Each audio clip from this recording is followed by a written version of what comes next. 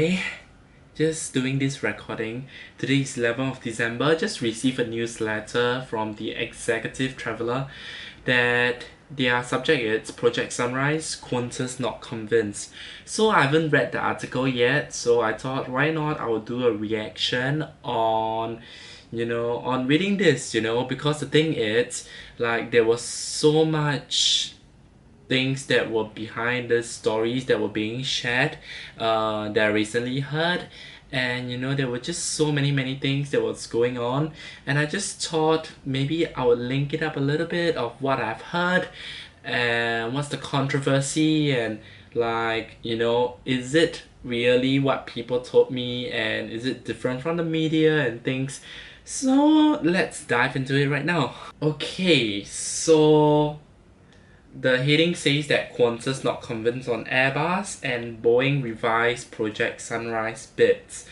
And subheading states that we don't have to do Project Sunrise, says Qantas CEO Alan Joyce, as Airbus and Boeing hand in a second version of their offers. Okay, sure. Let's just dive into the main content. So on the second paragraph it says the aircraft manufacturers handed Qantas their best and final offers on their planes in August, but Qantas believed the price was too high, and in the words of Qantas International CEO Tino La Spina, I saw keep going, we asked them to go back and sharpen their pencils because there still was a gap there. The thing is, what I heard from people in the industry was that the whole distance just doesn't make sense. Like the right now, the aircraft are not capable of it. It's not because of the price tag, but half, like I could say maybe a percentage was due to it, but probably a large percentage is that the current aircraft which is in place, I mean in the market right now, it's unable to carry a large size of of people in the plane. They have to use the planes to carry more fuel. I'm going to do a bit of exercise, very simple things. So it's really just natural walking.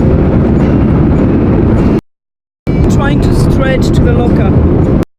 The thing is, right now, what I heard is that the planes in the current market is just unable to hold the size of like the amount of passengers. So let's continue reading.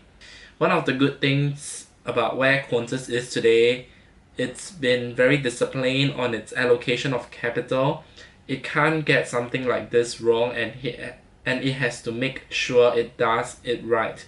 The thing was that I can really agree with this statement because firstly, I don't think that when I what I heard from the experts that was discussing about this, it's that they are still unsure of the feasibility of the route.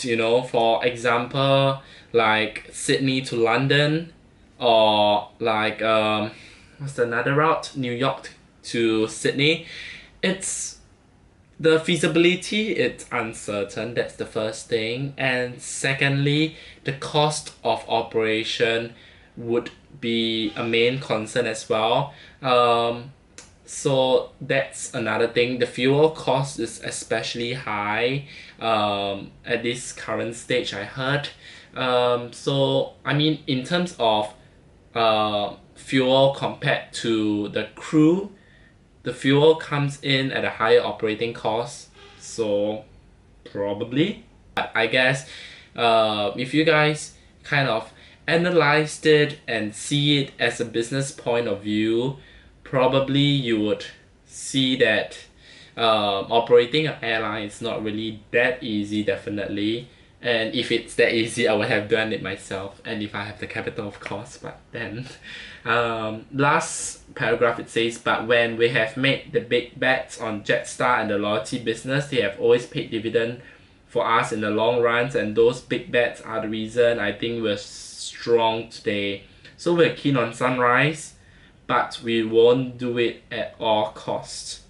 So I feel that in this statement, they kind of just want to sum it up that till they get the feasibility of having people that they are certain that would go on this route and would pay a premium for it, then they would release it, because they also said that in the article that it would probably cost more than stopover routes.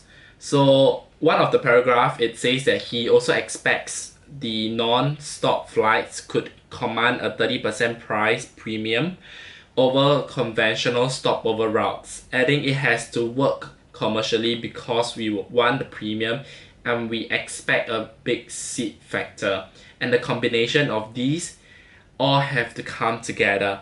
So I think what it is that they are very uncertain of the feasibility of the whole, Project Sunrise routes, which are mainly New York, Sydney return, and also Sydney, London return. So thing is, till they really can work it out, I think Project Sunrise won't really have a goal. I don't know what is your thinking. So, what do you derive from, the whole reason Project Sunrise? But do let me know in the comments, because I'm really, really so into it, and I just want to hear from more people regarding about this. Right now, would I want to try out Project Sunrise routes in any given time? Probably yes. The thing is, right now, Singapore Airlines is having like the Singapore New York route, the longest in the world, if I'm not wrong. Is there anyone that's replacing it right now?